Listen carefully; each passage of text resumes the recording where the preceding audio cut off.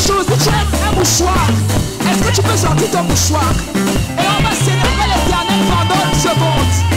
Sors ton mouchoir. On va célébrer le Seigneur. On y va.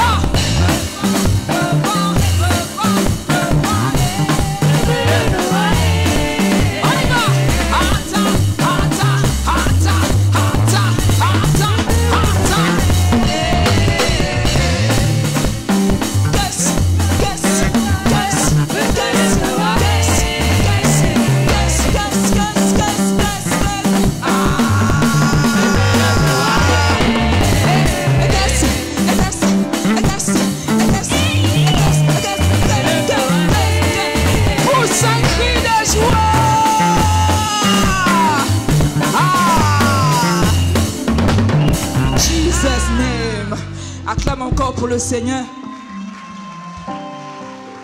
Je dis acclame encore pour le Seigneur. Célèbre l'Éternel que tu sers. Il est vivant, il n'est pas mort. Oh, d'autres adorent des poissons, d'autres adorent des animaux. Mais nous adorons Jésus-Christ de Nazareth. Je ne sais pas si tu es conscient de qui tu adores. Je ne sais pas si tu sais, tu connais le Dieu que tu pries. Laisse-moi te dire que Mahomet est mort. Il n'est pas ressuscité. Bouddha est mort. Il n'est pas ressuscité. Les autres dieux confectionnés des mains des hommes sont morts et ils ne sont pas ressuscités. Mais on nous parle d'une seule personne. Il s'appelle Jésus-Christ de Nazareth. La Bible dit qu'il est le prince de paix. La sécurité des branches. La Bible dit qu'il est le Seigneur des seigneurs. Si tu ne savais pas encore, je t'annonce que c'est le seul capable de te libérer. C'est le seul capable de te sauver. C'est le seul capable de te relever. Oh, il y a encore des gens qui ne croient pas en ce que je suis en train de te dire. Je suis en train de te dire que nous ne prions pas un Dieu qui dort. Non, il ne dort pas. Si tu étais triste parce que tu pensais qu'il dormait, non, il ne dort pas. Même si on a l'impression que dans la barque, il dormait, mais il était au contrôle. C'est pourquoi quand il s'est levé, il a juste dit, tempête, calme-toi. Et la tempête s'est calmée. Ce matin, je prophétise dans ta vie. Et je dis au problème qui t'embête, par l'autorité qui m'a été donnée, dans le ciel et sur la terre, miracle dans ta vie, problème, calme-toi. Maladie sort, maladie sort, sorcier sort.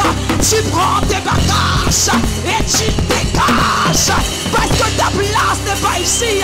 Nous sommes ici à la rencontre de Jéhovah Jireh, celui qui nous a libérés, celui qui nous a sauvés. Si tu le crois, acclame. Je dis, si tu le crois, acclame. Ah, tout dépend de ta foi ce matin. Alléluia. J'ai l'assurance de mon salut par la présence du Seigneur Jésus. Sans son malade m'a racheté. Son Saint-Esprit m'a régénéré. Parfait repos et parfait bonheur en toi, mon sauveur.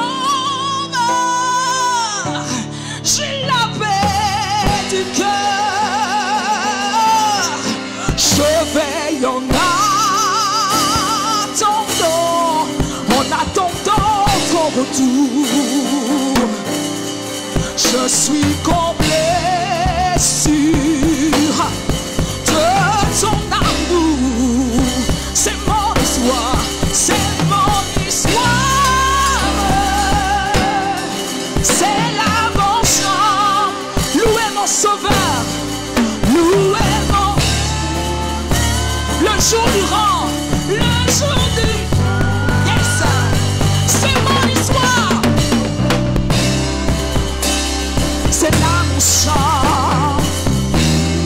Louez mon sauveur, louez mon sauveur.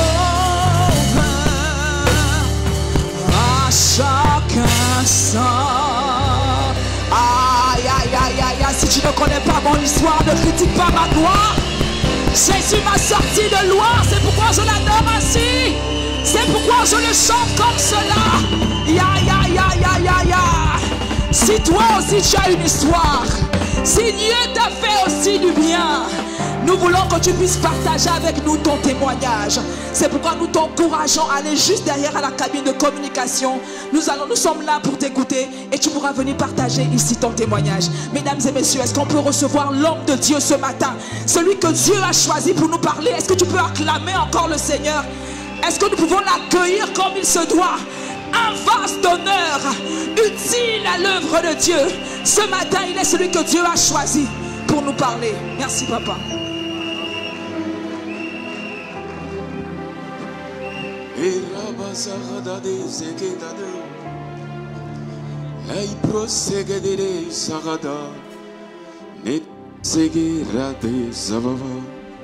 Alléluia. Gloire à Dieu. Dis à celui qui est à côté de toi, je suis content de te voir aujourd'hui.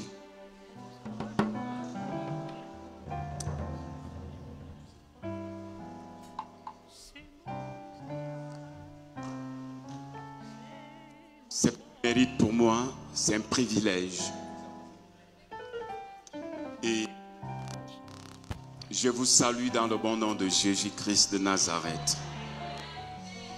Alléluia.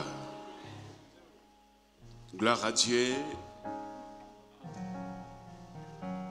C'est Dieu qui m'a sélectionné ce matin de partager la pensée de Dieu avec vous. Premièrement, je vais honorer mon père, le prophète Emmanuel Njoma, qui m'a fait l'honneur de me présenter devant vous et que nous puissions partager la parole de Dieu. Que Dieu continue à bénir sa vie, l'élever encore davantage. Waouh!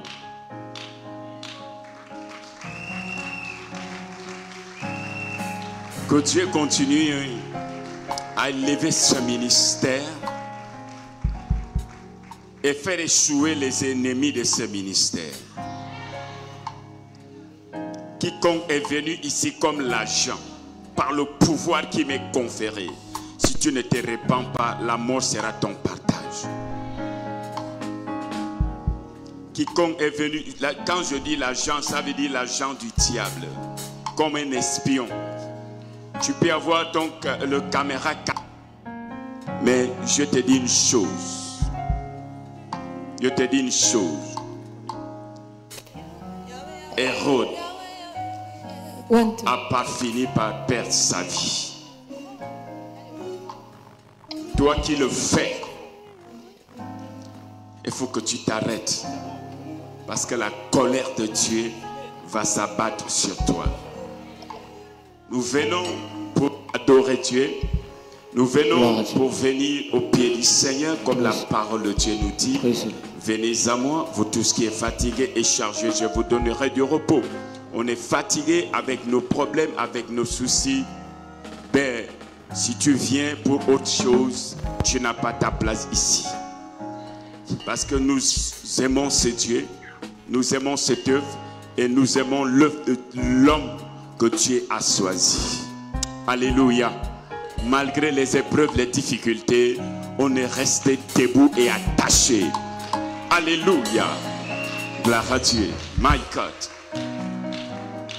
Que Dieu bénisse le modérateur, et les chantes et tous ceux qui...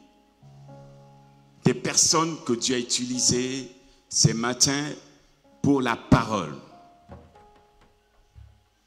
la louange, les prières, et toi qui es venu ici ce matin. Alléluia. Parce que je me rappelle, aujourd'hui on est bien, mais il y avait un temps qu'on était sous le soleil, sous la pluie. Il n'y avait pas de murs, il n'y avait pas le toit, il n'y avait rien. Alléluia. Vous savez pourquoi? Parce que nous manifestons l'amour du Seigneur. Alléluia. Dis à ton frère, tu as de la valeur. Est-ce qu'on peut démarrer ce matin? Alléluia. Alléluia.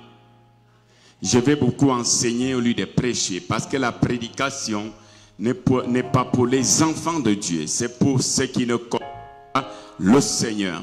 Mais l'enseignement, c'est pour les fils et les filles du royaume. Que Dieu bénisse des hommes de Dieu qui sont avec nous, qui forment le moyeu de ce ministère, et ceux-là qui sont venus nous visiter peut-être pour la première, deuxième ou troisième fois. Que Dieu vous bénisse. Que Dieu bénisse les personnes qui sont arrivées ici pour la première fois. Que Dieu vous bénisse. Et désormais, ici, c'est chez vous. Amen. Gloire à Dieu. Je ne vais pas beaucoup prendre beaucoup de temps. Gloire à Dieu. Parce qu'il y aura une phase qu'on va vous prêcher ou enseigner. Et notre phase, nous allons prier. J'aime la prière. Et nous allons partager la parole de Dieu. La Bible déclare qu'au commencement était la parole. La parole était avec Dieu. Et la parole était Dieu. Alléluia. Alléluia. Sans la parole, rien n'existera pas, ni dans les cieux, ni sur la terre. Alléluia. Alléluia. Cette parole-là, c'est Jésus-Christ de Nazareth. Vous savez, l'homme a été créé par la parole et l'homme est soutenu par la parole. Sans perdre le temps, nous allons lire la parole de Dieu. Dans Luc chapitre 4, du verset 16 au verset 20. Nous lisons la parole. Est-ce qu'on peut s'élever pour honorer la parole de Dieu? Nous lisons la parole de Dieu dans le livre de Luc. Luc chapitre 4, du verset 16 à 20. Il se rendit à Nazareth, où il avait été élevé. Et selon sa coutume, il entra dans la synagogue le jour du sabbat. Il se leva pour faire la lecture. Et on lui remit le livre du prophète Ésaïe. L'ayant déroulé, il trouva l'endroit où il est écrit: L'Esprit du Seigneur est sur moi, parce qu'il m'a oint pour annoncer une bonne nouvelle aux pauvres. Il m'a envoyé pour guérir ceux qui ont le cœur brisé, pour proclamer aux captifs la délivrance et aux aveugles le recouvrement de la vue, pour renvoyer libre les opprimés, pour publier une année de grâce du Seigneur. Ensuite, il roula le livre, le remit aux serviteurs et s'assit. Tous ceux qui se trouvaient dans la synagogue avaient le regard fixé sur lui. Acclame l'Éternel des armées pour sa parole. Romains chapitre 12, du premier verset au verset 2. Romains chapitre 12, du premier verset au verset 12. Je lis la parole de Dieu.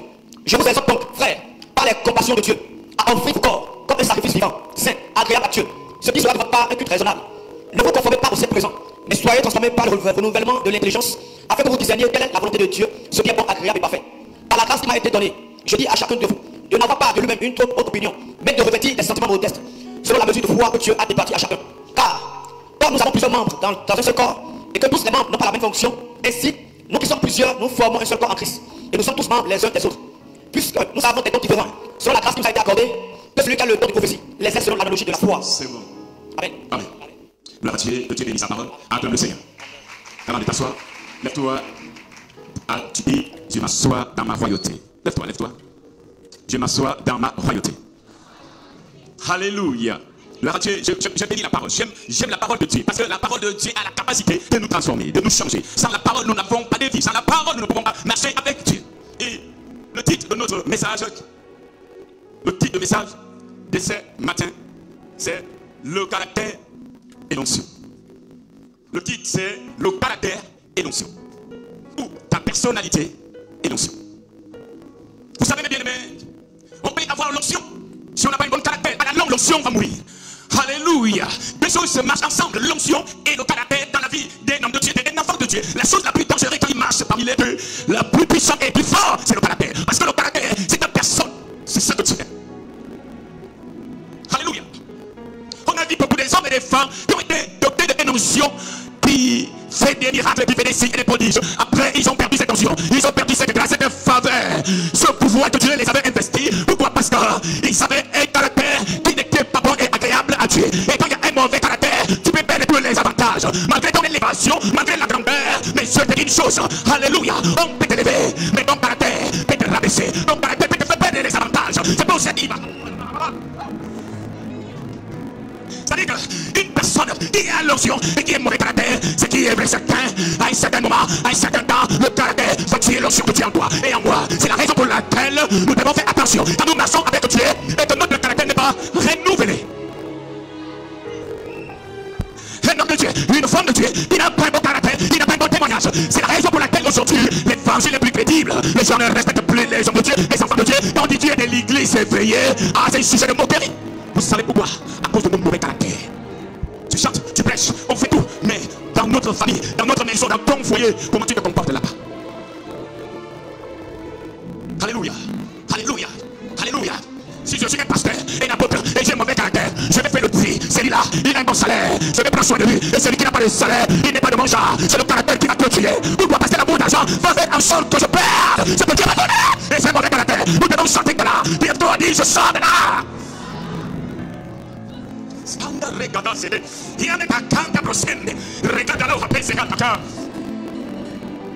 Nous devons renouveler nos caractères. Alléluia, alléluia, alléluia. Le caractère c'est quoi? Pourquoi nous parlons premièrement du caractère? Parce que la Bible dit, dans les derniers temps, je dépendrai mon esprit dans toute chair. Nous tous nous parlons en là, n'est-ce pas? Mais après savoir parler en là, la réalité c'est là où nous vivons. C'est ton mari, tu te connais, ton mari te connaît, ta femme te connaît, les membres de ta famille te connaissent au quartier. Comment? Au travail. Comment nous nous comportons? C'est pour cela la Bible dit, Dieu va juger les chrétiens. D'ailleurs même je n'aime pas ce mot-là, le mot chrétien, j'aime le mot disciple. Parce qu'un chrétien, il est indiscipliné, c'est un religieux. Parce que généralement on appelle tout le monde chrétien. Même ceux qui boivent le vin sont chrétiens. Même les voleurs, ce sont les chrétiens. Tout le monde confondu, des religieux. Moi j'aime le disciple, ou bien un saint. Parce que le mot chrétien n'est pas au ciel. Le mot chrétien n'est pas venu de la bouche de fils de Dieu. Le mot chrétien n'est pas un mot spirituel. C'est un mot charnel. Pourquoi? Parce que les disciples, quand ils ont marché avec Jésus, après que Jésus était enlevé par son, il est retourné au ciel. Et ils arrivent en Antiochie. Les Antioches, quand ils ont vu la manière que les disciples vivaient, la manière qu'ils parlaient, leur comportement, leur caractère, ils ont dit non, ils font les choses comme les maîtres. Ils s'appellent Jésus-Christ. C'est pour cela qu'on les a appelés chrétiens. Mais quand on nous appelle les chrétiens, est-ce que nous avons la vie de Christ en nous? Pour être un bon chrétien, il faut être un bon disciple. Pourquoi? Parce qu'un disciple était un super discipliné de Jésus-Christ. Et la tête, quelqu'un qui a déjà tout abandonné pour suivre Christ. Parce que si nous avons un mauvais caractère, on va vivre dans le désordre. Moi je dis souvent que des belles paroles ne peuvent pas sauver le monde. C'est le comportement. Aujourd'hui, on cherche à bien placer les mots quand nous prêchons. On cherche les dictionnaires. On fait les écoles théologiques. Mais ton caractère va te dire, va chercher même le doctorat, les cours bibliques, mais le mensonge est toujours avec toi.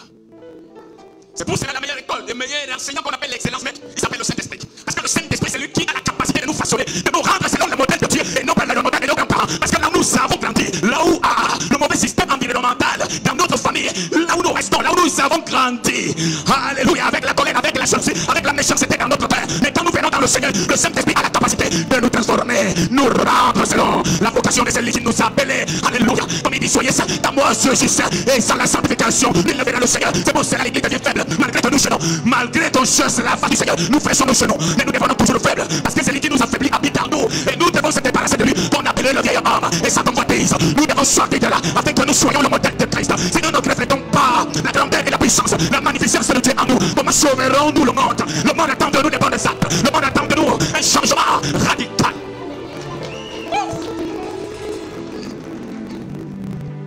Alléluia, alléluia, alléluia. Beaucoup de femmes ont perdu leur foyer à cause de leur mauvais caractère. Combien de femmes sont célibataires qui sont divorcées à cause de mauvais caractère, mauvais comportement? Ils se comportent dans le foyer. Ils parlent au mari sans respect. Ils parlent à la belle-mère sans respect. C'est ses parents qui ont l'habilité de marcher bien, de dormir bien dans sa maison. Oh, mais dans les beaux parents, arrive, il devient une lionne. Nous voulons les bonnes choses et nous devons rénover notre caractère. Notre comportement ne reflète pas la gloire de Dieu en nous. Pour les habitués avec les parents, tu vas voyager, tu seras prospéré, mais tu ne peux pas te prospérer. Tu ne peux pas être prospère si tu es mauvais comportement, si tu es ma façon de faire détermine qui je suis. Et ce qui est dangereux, c'est que le caractère ne peut pas enlever ça. On ne peut pas enlever ça. C'est ta personne que tu es. Alléluia. Ta façon de faire, c'est ta personne. Il est avec toi, celui qu'on a dit d'appelle le vieil homme. Et ça qu'on voit ici, il est avec toi. C'est pour cela, nous voyons le peuple de Dieu quand il sort de l'Égypte pour aller à Canaan. Et ils arrivent à Rephidim.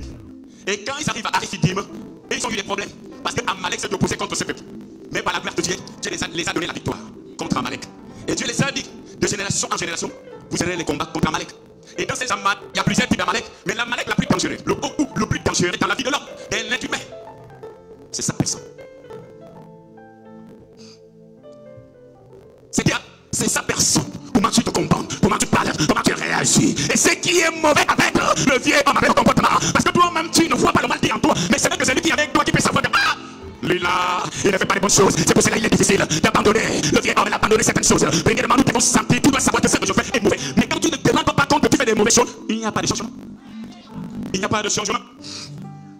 C'est la raison pour laquelle dans nos quartiers, il y a beaucoup de rétrogradés. Parce que les gens sont ficelés dans les églises. Les gens sont ficelés. On a plus de barrières que les chrétiens, que les disciples. On a plus de barrières. Pourquoi tellement mal regardé? Pourquoi tellement fait ceci? C'est des choses. Vous voyez, mes bien-aimés, les problèmes que nous avons au quartier, dans nos familles, on ne doit plus trouver ces problèmes à l'église. Même si tu ne dis pas même. C'est pas grave. J'aime cette parole parce que c'est la parole de Dieu. On a décidé de ne plus voyager avec vous. Mais il faut prendre le discours pour vous obéir avec la parole de Dieu. Même sans l'anesthésie. Il faut prendre cette parole comme ça. Parce que si nous passons, on va nous cacher. Je ne vous devez plus être là pour vous prêcher l'évangile. Sortons de nos carabasses. Sortons des choses terribles. De la vie que nous aimons. Tellement qui ne glorifie pas le nom du Seigneur. L'apôtre Paul pouvait dire, je ne vis plus, mais c'est que c'est bien moi. Et non, Dieu. Pasteur, que nous sommes. Si nous ne faisons pas attention, le caractère qui est en nous va tuer notre onction.